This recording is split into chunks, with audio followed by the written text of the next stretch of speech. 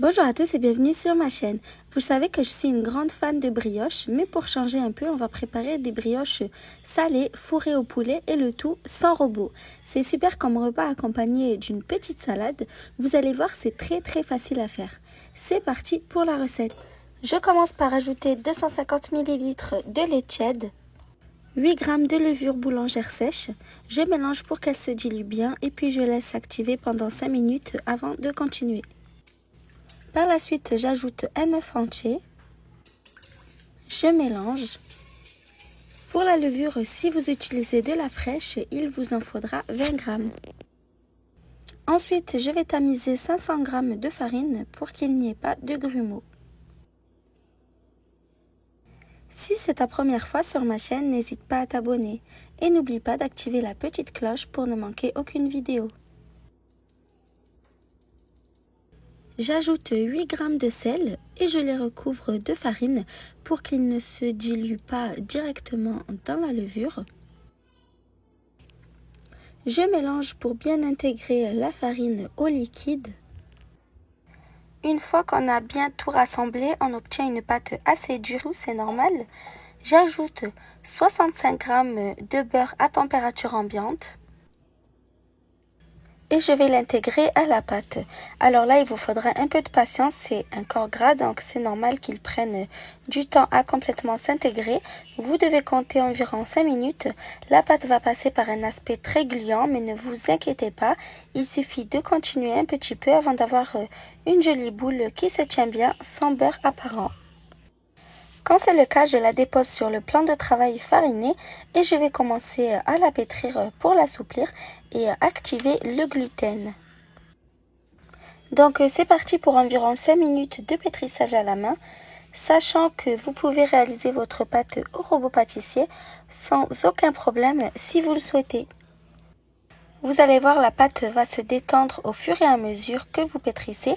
N'hésitez pas à ajouter de la farine au besoin si elle colle au plan de travail.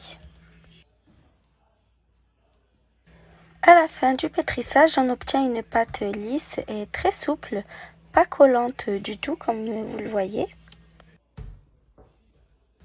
Je forme une boule et je la dépose dans mon cul de poule fariné.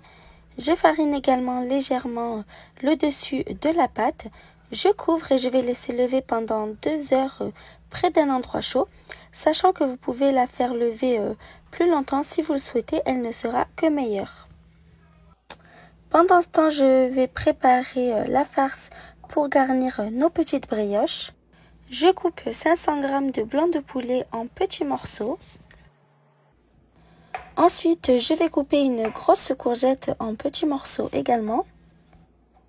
Après, une fois que vous avez la base qui est la pâte à brioche, vous ajoutez ce que vous voulez dans la garniture selon ce que vous aimez, vu que ce n'est pas tout le monde qui aime la courgette. Vous pouvez aussi changer de viande si vous n'aimez pas trop le poulet. Ensuite, je vais émincer un oignon moyen. Vous pouvez aussi ajouter des herbes fraîches, de l'ail et même du gingembre. Dans une poêle, j'ajoute l'huile sur feu moyen. J'ajoute l'oignon et je vais le faire revenir jusqu'à ce qu'il commence à caraméliser. Habituellement, j'utilise de l'huile d'olive, mais j'en avais plus sous la main, donc j'ai utilisé de l'huile de tournesol. J'ajoute le poulet coupé en morceaux. J'assaisonne avec le sel, le poivre, le paprika, de la poudre de coriandre et de la poudre d'ail. Mais c'est meilleur si vous en utilisez des frais. Je mélange bien pour imprégner le poulet de tous les épices. Très peu de temps après, j'ajoute les courgettes et je mélange.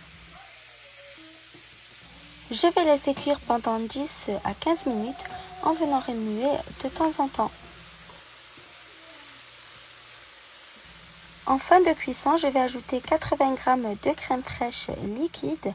Je vais mélanger et je vais laisser 3 minutes avant d'éteindre. Si la recette te plaît, n'oublie pas de mettre un petit pouce bleu et à me le dire en commentaire. Après 2 heures de repos, je commence par dégazer ma pâte. Je farine le plan de travail pour la déposer dessus. Je m'assure de retirer tout l'air contenu dans la pâte. Et puis je vais former un gros boudin. Si vous ne les avez toujours pas vus, je vous invite à aller visionner mes autres recettes de brioche. Elles s'afficheront directement sur votre écran à la fin de cette vidéo. Je découpe des pâtons de 125 grammes chacun environ. Donc ça m'a donné 7 pâtons. Je farine le plan de travail et je vais en étaler un en forme de cercle. C'est une pâte super élastique qui s'étale très facilement.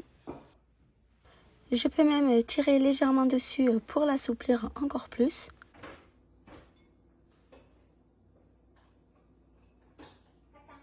Je recouvre de fromage mozzarella râpé. Et puis je vais fermer en ramenant la pâte au centre de manière à recouvrir la moitié du cercle.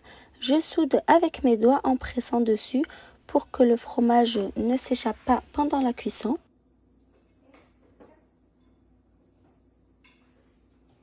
Et puis je vais découper des bandes verticales avant de continuer à fermer en roulant la pâte délicatement. Enfin, je plie la pâte en forme de croissant vers l'intérieur ou l'extérieur, le sens n'a pas d'importance. Et je renouvelle l'opération avec les 6 autres petits pâtons. Je vous rappelle que tous les ingrédients et les mesures exactes sont notés dans la description. Si les petites bandes se détachent, on les enroule bien autour comme ceci. Elles doivent se retrouver en dessous pour éviter qu'elles se décollent. Je vais laisser gonfler à nouveau à température ambiante 30 à 45 minutes. Une fois que les brioches ont bien gonflé, j'ai préchauffé au préalable le four à 180 degrés. Je les badigeonne d'un œuf entier. Je parsème de graines de sésame. J'enfourne pendant environ 25 minutes. Elles doivent être bien dorées à la sortie du four. C'est super bon, surtout quand on les dévore encore chaudes avec le fromage bien fondant. Vous allez vous régaler. Je vous invite à essayer la recette, elle est vraiment délicieuse. En attendant, j'espère que la vidéo vous a plu. Si c'est le cas, n'oubliez pas de mettre un petit commentaire, un pouce bleu et de partager la vidéo autour de vous. Et moi, je vous dis à bientôt.